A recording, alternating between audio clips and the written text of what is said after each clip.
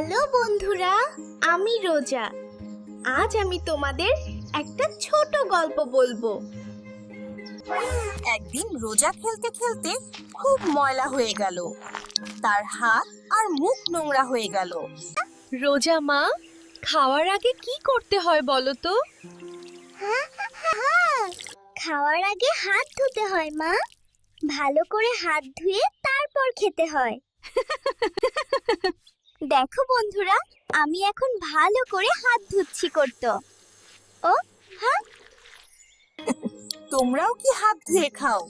তাহলে তোমরাও খুব ভালো বাচ্চা। বন্ধুরা, এমন সুন্দর গল্প আর শেখার ভিডিও তোমরা কোথায় পাবে জানো? কিডস জোনে। এখানে আছে গল্প, গান আর শেখার মজা। নতুন ভিডিও মিস না করতে আমাদের ফেসবুক পেজটি ফলো করো। আমি রোজা আবার আসবো নতুন গল্প আর মজা নিয়ে।